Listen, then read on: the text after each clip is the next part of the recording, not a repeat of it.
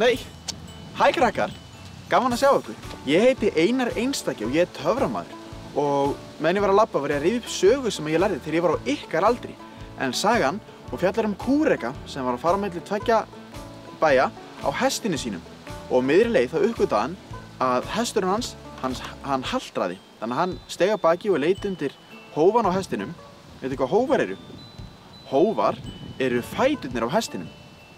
Og hann leit undir á og sá að það vantaði eina skeifu á hestinn. Þannig að hann fór á næsta sveitabæ og fór í svona kjörbúð sem selur bara allt. Og hann tók upp úr rassvasanum sínum veskið sitt.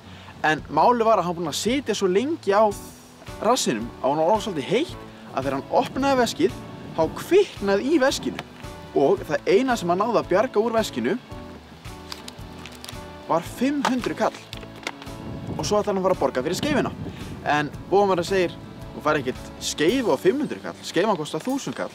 Þannig að kúrekinn, hann tók 500 kallinn, hann braut hann saman, hann blés og 500 kallinn, hann breyttist í 1000 kall.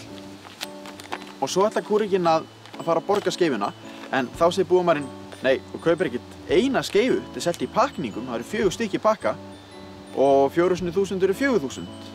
Spurði kúrekinn, rétt sagði búðamarinn, en þá mundi kúrekinn skyndilega til því að hann kann ekki að festa skeifur undir hesta. Þannig að hann spurði hvort hann gæti fengið eitthvað til að gera það fyrir sig. Og búðamarinn segir, já, ég er einmitt með tilboð, það eru 4 skeifur pluss ásetning á 5.000 krónur.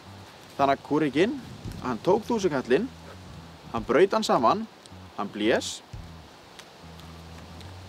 og 1000 kallinn breyttist í 5.000 kall. Hann borgaði og fór sína leið. Og það er einmitt þannig. Ég ætla að fara mína leið. Gaman að sjá okkur. Takk í dag!